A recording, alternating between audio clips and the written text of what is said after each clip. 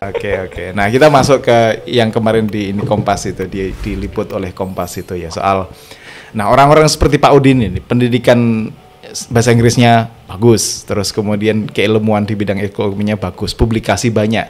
Ini kan menggoda banyak dosen-dosen senior misalnya yang mau naik jabatan fungsionalnya, entah ke guru besar, entah ke lektor kepala gitu, untuk mencari bantuan juga Pak Udin.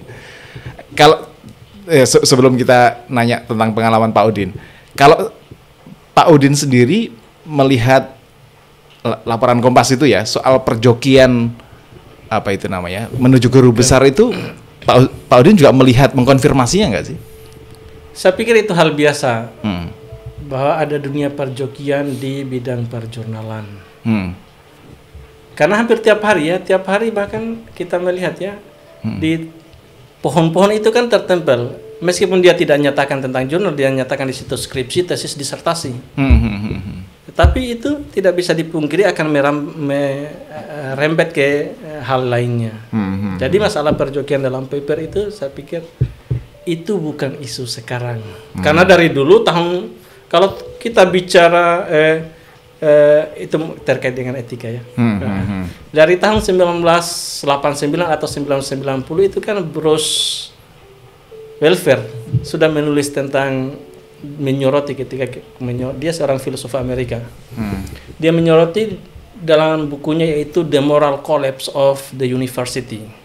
Bahwasanya di dunia akademik itu akan terjadi pelanggaran moral. Salah satunya tadi yaitu dalam bahasanya Zuli Qadir memperkosa akademik. Jadi ada itu pelanggaran etika demi tujuan-tujuan tertentu yang instan. Terkait perjokian tadi saya pikir ini tujuan instan karena ada demand pasti ada supply. Orang pengen ke jenjang yang lebih besar, entah itu LK ataupun GB, maka ada orang-orang tertentu yang memanfaatkan. Oh, saya akan mewadahi itu. Itu harusnya enggak seperti itulah. Jangan cari jalan instan. Artinya memang ada ya praktek semacam itu, dan itu bukan fenomena baru. Bukan hal yang baru. Dulu sangat jasa pembuatan skripsi, tesis, disertasi itu tiap, kan ada. bahkan di kita hampir tiap minggu ya. Tiap minggu itu kan masuk ke email kita dari Scopus Today menawarkan tentang authorship. Oh gitu ya. Anda mau menjadi penulis keberapa? Kedua, ketiga, keempat, ke-9, ke-100, tinggal bayar berapa dolar. Itu hampir tiap pekan kita dapatkan info itu yang masuk ke email. Artinya ini fenomena global, bukan hanya di Indonesia. Tetapi karena kita baru dirilis secara luas melalui Kompas tanggal 10 kemarin ya. Itu kemudian 10. Jadi ya bom besar. Iya, demi gelar guru besar, sejumlah dosen senior dan kampus terlibat dalam perjokian karya ilmiah, yaitu menjadi isu besar gitu ya, yang kemudian diperbincangkan di dunia kampus gitu. Harusnya memang enggak lah, harusnya karena kampus yang menjaga martabat etika itu harusnya tidak hal-hal seperti itu dihindari lah. Tapi kenapa sih kalau menurut Pak Udin apa itu namanya gejala gini, orang sekarang dulu kan bukan perbincangan utama di kalangan para dosen atau akademisi tanah air ya, bahwa harus publikasi di jurnal terindeks Scopus. Sekarang kan ini menjadi fenomena atau perbincangan yang sangat lazim dan lumrah di kalangan para dosen. Kesadaran untuk publikasi di jurnal Scopus ini menurut Pak Udin satu gejala yang positif atau sebaliknya? Ya, saya justru memilih yang sebaliknya. Oh gitu ya? Kenapa? Karena kita berusaha masuk ke dalam dunia kapitalisme. Kita tahu publish ke jurnal itu adalah mayoritas berbayar. Kalau mau pilih open access itu mayoritas berbayar. Dan semua uang kita itu larinya ke sana, dilarikan kita. Ya kalau dilihat di data Scopus misalnya, saya pengalamannya, saya publish sekarang itu 78 artikel. Mayoritas itu berbayar. Yang uang bukan uang saya yang keluar, tetap uang orang lain. Akan tetapi saya kemudian berpikir, loh, kenapa uang kita harus dihamburkan ke luar negeri? Kita cuma dapat ID Scopus. Harusnya ya perlu dievaluasi lah. Ya, dan open access itu kan mesti bayar ya. Bayar. Ya saya kemarin itu dapatkan Pak saya cek list APC Elsevier. Saya pernah dapatkan itu satu jurnal untuk publish ke sana dihitung dari rupiah kan itu sekitar 150 juta. Wah, 150 juta untuk sekali publish. Sekali publish satu artikel. Nah, cara orang-orang untuk publish ke situ saya coba cek jurnalnya, saya lihat arsipnya, ternyata mereka kolaborasi. Jadi satu paper ditulis oleh beberapa orang, 10 orang, 15 orang, atau lebih dari itu. Itu kan menjadi ringan. 150 ditulis oleh satu paper ditulis oleh 15 orang berarti 10 juta masing-masing. Bagi mereka ringan, tetapi bagi kita lumayan berat. Ya berat, 10 juta yang besar. Tetap. Gitu ya. Tapi itu worth it nggak? Misalnya kalau kompensasinya atau rewardnya itu adalah secara keseluruhan Indonesia jadi punya jumlah publikasi yang setara. Biasanya kan kita memperbandingkan dengan negeri jiran atau dengan negeri-negeri yang lain gitu, bahwa kita publikasi internasional kita sekarang lebih tinggi nih ketimbang Thailand, ketimbang Malaysia, atau kalau universitasnya ranking kita jadi naik nih karena publikasi kita banyak gitu.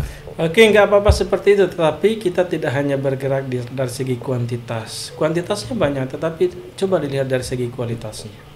Karena kita itu masih mengejar kuantitas di mana saja. Misalnya Pak Siva publish ke jurnal tertentu, kemudian itu diketahui oleh orang lain, maka orang akan berbondong-bondong ke jurnal itu. Dan kecenderungan kita ke situ. Itu nggak mau mencoba jalan lain. Harusnya ya masalah kuantitas itu tidak lagi menjadi prioritas, kita fokus ke kualitas. Harusnya kualitas artikelnya. Tapi kan kita sekarang masih fokus ke kuantitas. Ya publikasi Indonesia pun kan naik karena kuantitasnya. Ya karena kuantitasnya gitu. Ya apa itu namanya, nggak peduli apa soal asal itu terindeks dianggap sudah berreputasi internasional gitu ya. Itu ya masih menjadi masalah bagi kita. Terus kemudian kemarin juga kita dengar ya dan kita baca gitu rilis dari BRIN tentang beberapa publisher yang sebenarnya tidak masuk dalam kategori predatory yang diketahui oleh banyak orang, misalnya dibilis lah begitu. Tapi ini mendapatkan apa itu namanya warning agar tidak ketiga publisher ini, MDPI, Frontier sama Hindawi. Kalau gimana Pak Udin melihatnya itu? Oke, saya pikir dalam pandangan saya ya, itu sebuah kebijakan yang terburu-buru lah.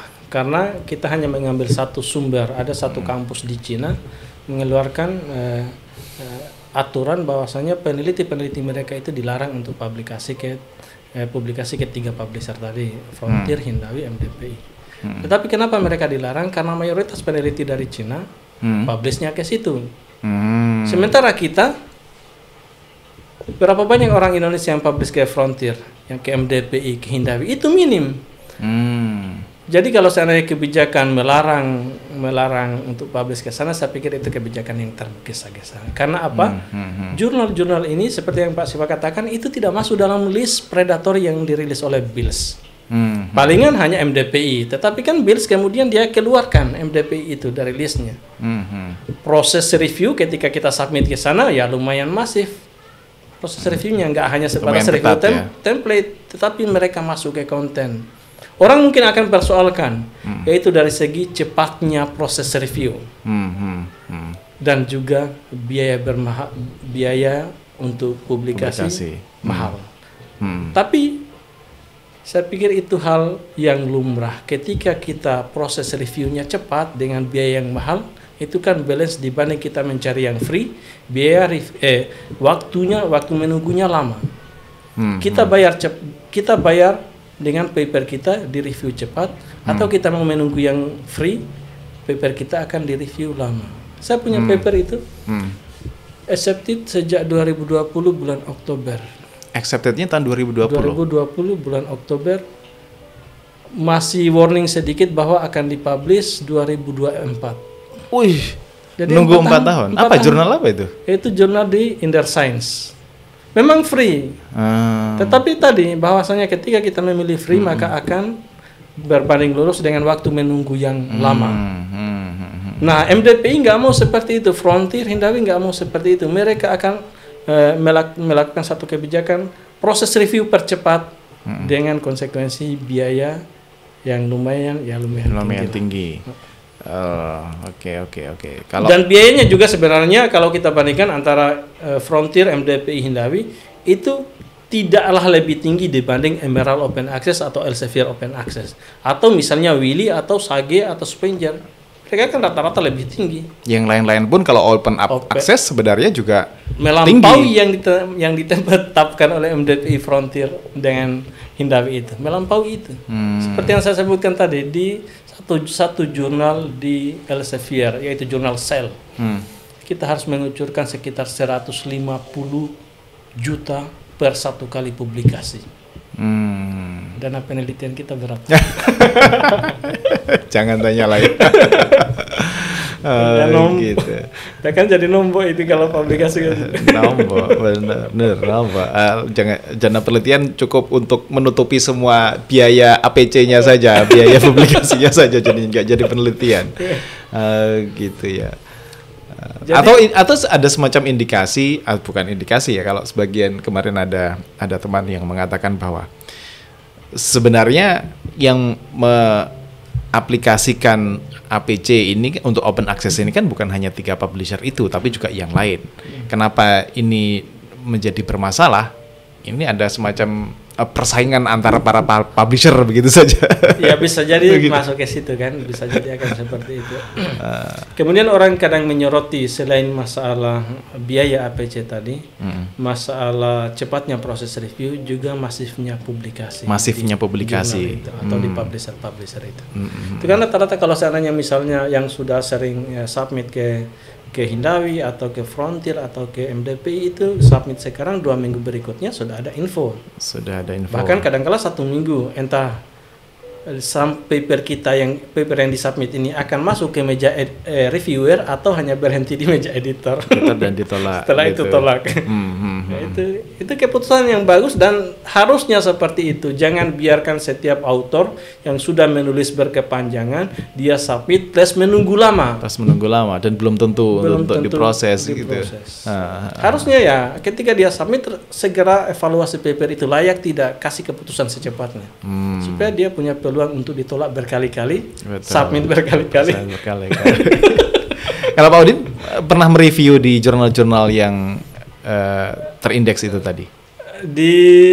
Kalau di Frontier pernah diminta, tetapi saya tidak menanggapi untuk mereview karena ya kesibukan lain. MDPI juga demikian. Kalau di Hindawi belum pernah diminta, tetapi saya pernah submit ke sana di Hindawi. Kalau MDPI pernah publish ke Q1, di Hindawi saya coba belum lama sih saya submit itu ke satu jurnal itu sekitar 1 bulan ya 4 minggu lah sudah ada notifikasi paper Anda di reject. Oh gitu ya. Jadi mereka memang bukan juga dilihat kontennya. Mereka perhatikan konten.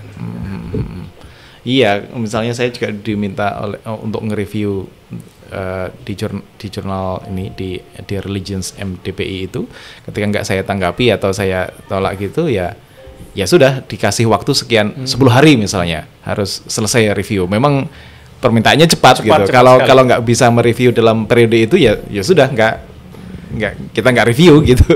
Itu kan mereka ya bahkan ya ketika kita sudah dikirimkan undangan untuk mereview beberapa hari tidak direspon akan disusul lagi. Setuju atau tidak mereview artikel ini? Bahkan dikasih last reminder. Itu memang mereka betul-betul bekerja ekstra lah cepat. Ada yang cukup bagus sebenarnya di situ. Jadi karena mereka memang tidak memberikan imbalan kepada reviewer, maka mereka tidak ingin membebani reviewer. Karena nggak ada imbalan yang diberikan dari jurnal itu. Jadi kalau seandainya Anda tidak siap mereview, oke silakan. Nggak apa-apa gitu ya. Karena memang ketika Anda berhasil mereview juga kami nggak berikan kompensasi apapun. Paling kalau kompensasi di MDPI ya keringanan, diskon itu diskon dari apa itu namanya APC-nya gitu ya. Atau misalnya paper yang kita review dimasukkan ke Publon, oh ternyata kita sudah mereview artikel ini. Itu biasanya diskon. Gitu ya di Publon gitu ya. Kadang-kala juga diskonnya ketika kita sudah mereview beberapa paper itu kita punya kesempatan untuk publish ke jurnal itu. Oke. Ya itu dunia publikasi dan terus kemudian yang dianggap sebagai mungkin tidak predatory tapi gray area gitu ya, karena masifnya, terutama poin negatifnya kan di situ tadi ya, di masifnya publikasi, karena banyak sekali jumlah publikasinya dalam sebulan. Tapi sekarang Pak, kalau yang tentang predatorinya sendiri Pak Udin, biasanya kalau mau mengidentifikasi ini jurnal ini kira-kira predatory nih, kira-kira akan terdiscontinue nih, biasanya apa Pak Udin kalau melihat indikasi-indikasi sebelum dia terdiscontinue itu apa ininya, cirinya? Sebenarnya kalau dilihat itu kadangkala masifnya publikasi tadi, tetapi itu justru bukan jadi tolak ukur utama. Misalnya ada lonjakan tahun ini hanya 2 isu, tiap isu itu 10 artikel. Setelah itu tahun berikutnya langsung dinaikkan isunya jadi 6 atau jadi 8 dengan tambahan 500 artikel. Nah itu biasanya ketika terjadi masif seperti ini, maka tim investigator Scopus itu mereka akan punya catatan bahwa ini ya pasti akan didiscontinue kalau terjadi masif seperti itu. Karena jumlahnya bedanya banget gitu ya dari 10. Tapi ada bahkan satu publisher, saya agak lupa nama publishernya, itu sejurnal Amerika. Mereka konsisten kok, tiap tahun hanya 10 paper, tiap tahun 10 paper. Tetapi ternyata kenyataannya discontinue juga. Kira-kira kenapa kalau begitu tuh? Ini jadi kemungkinan besar itu masalah konsistensi isu, konsistensi scope-nya. Ketika ada paper lain yang di luar scope kemudian di-publish juga ke situ, maka akan terjadi juga discontinue biasanya seperti itu. Jadi dari segi masif, kemudian dari segi konten tadi kesesuaian. Jadi masifnya publikasi, 2 tadi itu dia mempublikasi artikel yang di luar scope-nya gitu. Dia bukan itu perlu multidisiplin. dihindari. Dia bukan declare sebagai multidisipliner jurnal gitu. Tetapi ternyata paper manapun dia.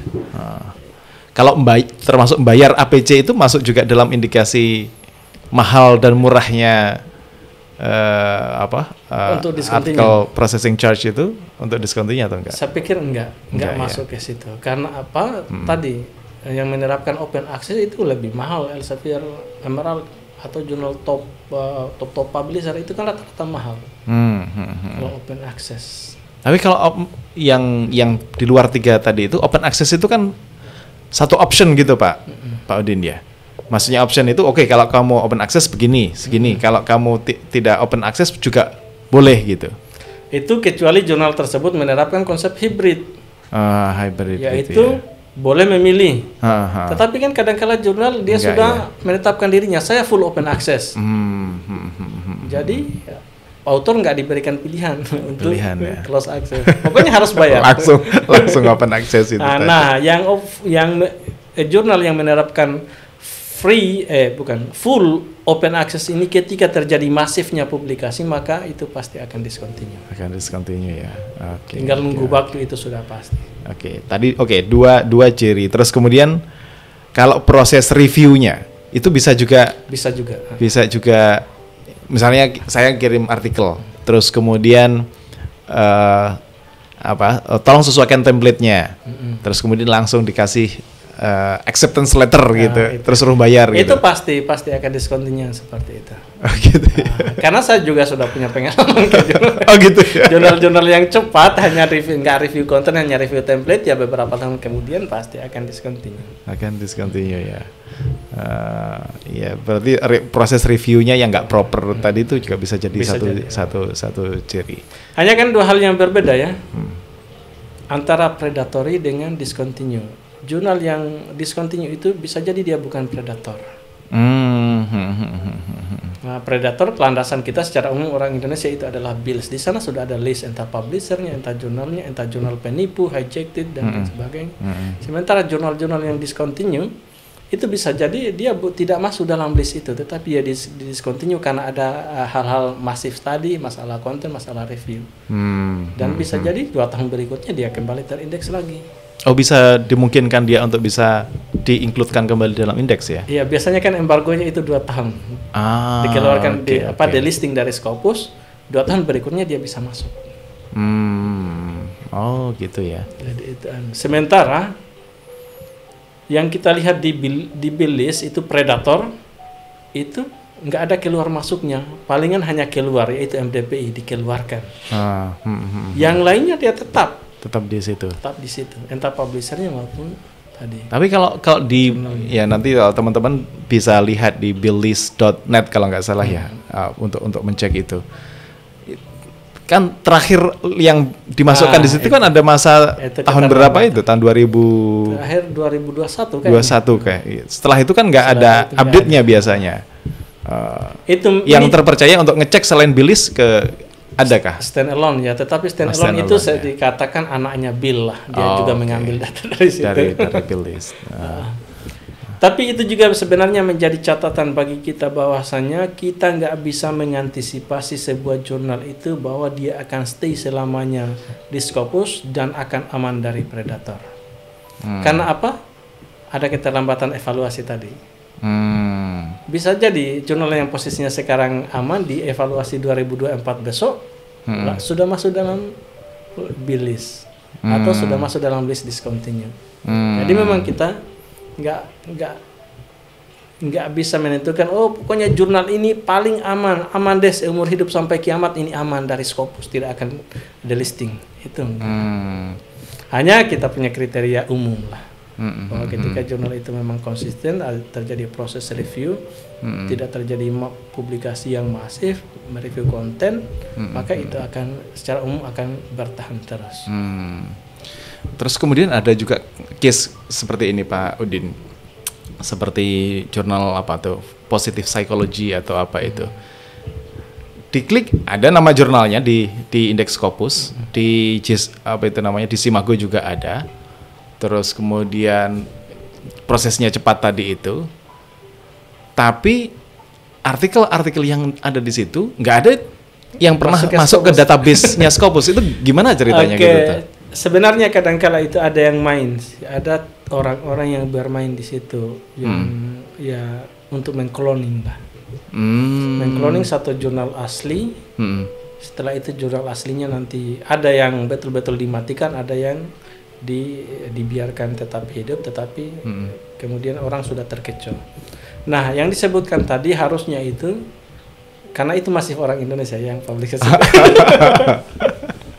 Harusnya itu adalah konfirmasi dulu ke Scopus. Yaitu kita tanya ke Scopus apakah memang situs ini, web ini adalah web asli atau tidak. Pihak Scopus itu mereka respon cepat dan juga memberikan jawaban yang akurat. Ada customer service-nya Scopus gitu yang bisa kita chat secara langsung atau kita email atau kita pakai form-form yang kita ngisi form. Oke. Jadi kita konfirmasi ke situ kalau ingin secepatnya ingin tahu. Kalau tidak, ya coba aja ambil artikel di situ baru klaim, yaitu minta supaya ditambahkan dalam database Scopus. Biasanya keputusannya kan 4 minggu. Kita disuruh menunggu 4 minggu. Setelah itu akan ada keputusan. Ternyata paper yang publish di jurnal ini, situs ini, ini adalah fake jurnal atau fake, pokoknya palsu. Ini cloning atau palsu kayak gitu-gitu. Terus kemudian juga ada misalnya yang tadi itu kayak Positive Psychology. Kalau di indeks Scopusnya, meskipun itu jurnal baru, tapi sudah terindeks Scopus, ada keterangan gini biasanya Pak Udin. Previously known as apa gitu. Oh iya, itu memperbaharui nama. Born again gitu. Born again jurnal gitu. Yang lama sudah terdiskontinu, terus kemudian lahir lagi dengan nama baru, tapi tetap ada di situ. Itu kadang-kala sebenarnya bukan karena discontinue, tetapi karena tidak aktif. Itu di jurnal Emerald pun banyak yang seperti itu. Yaitu ketika jurnal itu tidak aktif maka di reborn dengan nama baru. ISN baru, masih terindeks kemudian lanjutkan indeksasi Scopusnya. Nah, seharusnya Reborn ini paper yang terpublish tadi harusnya kan masuk, tetapi ternyata tidak masuk, maka bisa jadi itu adalah sudah permainan cloning tadi. Oke. Tetapi kalau itu sebenarnya Scopus sekarang ada satu yang lucu lah, nanti dicek, yaitu jurnal yang di Cina lah, Jiaotong itu. Yang Jiaotong Southern China apa itu? Itu bahkan ya dulu yang tim Scopus mengklaimnya ini adalah jurnal hijack, bahkan Bills itu merilis di situsnya jelas, ini jurnal hijack, ini jurnal otentik. Ternyata Scopus sekarang mengambilnya jurnal yang dinyatakan oleh Bill sebagai hijack itu dianggap sebagai yang asli oleh Scopus. Yang aslinya dalam pandangan Bill itu tidak dianggap oleh Scopus. Mulai tahun 2022 kemarin. Ini 2023 ya. Gimana itu? Itulah. Itu ya tim investigator yang main ya. Investigator bisa jadi ada kesalahan keputusan tim investigator Scopus itu. Yang benar sebenarnya yang di Bill list tadi itu, identifikasi Bill list tadi itu, bukan kalau dulu tahun 2021 2022 awal itu masih diklaim Scopus ini adalah jurnal yang hijack situs ini. Tetapi kemudian belakangan malah dianggap itu adalah asli. Tetapi kemudian saya yakin sekitar 1 tahun ke depan atau 2 tahun ke depan pasti akan kembali ke situs yang asli. Sama dengan satu jurnal di Romania, judulnya adalah Transylvanian Review. Dulu Simago juga ada kesalahan. Simago kan anak Scopus itu ya. Iya. Simago itu merilis situs jurnal itu pada yang hijack. Tetapi kemudian setelah 1 tahun berikutnya dikembalikan pada yang asli. Sebentar, ini mungkin belum banyak yang juga paham. Istilah hijack itu atau dibajak itu gimana sih prosesnya? Ada satu, ini jurnal asli. Terus kemudian ini ada jurnal yang dengan nama yang sama gitu, Pak Udin. Namanya pasti sama, ISN-nya pasti sama, tetapi dengan tampilan yang berbeda. Kadangkala jurnal-jurnal yang palsu itu tampilannya lebih bagus dibanding jurnal asli. Itu kadang-kala seperti itu. Jadi itu kan yang membuat orang tertipu. Karena dari segi tampilan, kemarin saya coba waktu kuliah publikasi dengan mahasiswa saya coba tampilkan 2 jurnal yang hijack. Mayoritas mahasiswa S2 mereka memilih jurnal yang tampilannya bagus. Katanya ini jurnal asli, Pak. Saya bilang loh, kalau seandainya seperti itu berarti kita pun terkecoh. Mahasiswa pun terkecoh. Dan dua-duanya berbahasa Inggris itu jurnal. Dua-duanya berbahasa Inggris. Jadi jurnal aslinya situsnya tidak terlalu bagus, jurnal palsunya malah lebih meriah situsnya. Dan itu yang membuat orang terkecoh. Dan yang terkecoh itu bukan siapa-siapa, kita sendiri, yaitu wilayah-wilayah Asia, entah Indonesia, Malaysia, India. Dan yang membuat terkecoh itu adalah rata-rata orang dari India. Ininya ya, editornya, pengelola jurnalnya gitu ya. Nah, satu-satunya ahli sekali. Mereka pintar cari uang dari dunia pengelolaan publikasi, penghijackan kayak gini ya. Tanpa bermaksud untuk bukan rasis, tapi memang faktanya di wilayah-wilayah apa istilahnya itu IPB itu, India Pakistan Bangladesh itu ahli untuk bermain di bidang ini. Memang rata-rata sih kalau seandainya kita identifikasi jurnal-jurnal yang hijack pasti dikelola yang IPB tadi, yang India Pakistan Bangladesh itu rata-rata larinya ke sana. Rekening kita ya larinya ke sana juga. Tadi sebenarnya yaitu kita harus konfirmasi ke Scopus. Itu ya cara pencegahan yang paling akurat gitu. Kita mesti tanya gimana status jurnal ini, atau kita coba cek tadi itu artikelnya apakah ini bisa diindeks di dalam Scopus atau tidak. Baru kita paham di situ bahwa ini bagian yang terhijack atau yang asli. atau yang nah sebenarnya di situ melalui situs Scopus itu kita bisa lacak sendiri. Itu kan kadang-kala ada view publisher. Jadi tinggal kita klik view publisher itu, maka langsung artikel yang masuk database Scopus akan diarahkan ke situs aslinya. Tetapi ini tidak semua, kadang-kala juga tidak diarahkan ke situs asli, diarahkan ke situs lain. Terus kemudian saya juga terakhir ini sering ditanya, di Scopus itu kadang ada statusnya misalnya ini terindeks dari tahun 2015 sampai present. Tapi ada juga yang sampai 2022.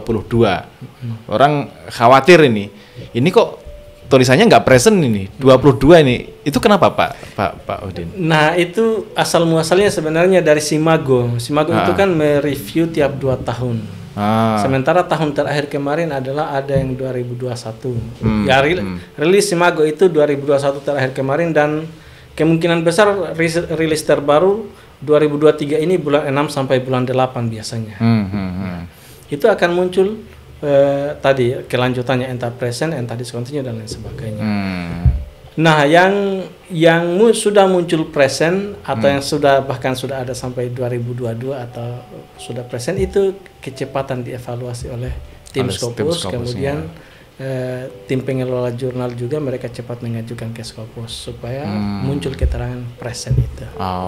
Tapi mayoritas kalau kita lihat database sekarang itu kan rata-rata terindeks 2021 sampai 2021 karena evaluasi dari Simago secara umum tadi. Karena belum dievaluasi secara umum itu tadi ya. Nanti reevaluasi ini ya sekitar bulan 6 sampai bulan 8 lah biasanya itu sudah rilis. Oke deh.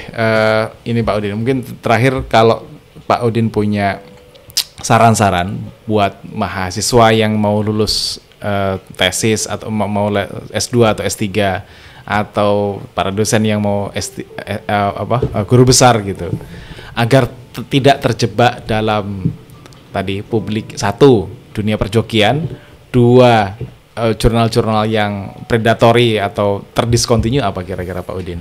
Oke, seperti pernyataan Stanley Fawcett, dia seorang editor yang cukup bagus. Dia memberikan pemahaman kepada kita bahwasanya publikasi itu adalah bukan hal cepat atau lambatnya, tapi layak dengan tidak layaknya. Jadi kesabaran untuk menunggu itu harus ditanamkan dalam diri kita. Gak bisa cepat-cepat.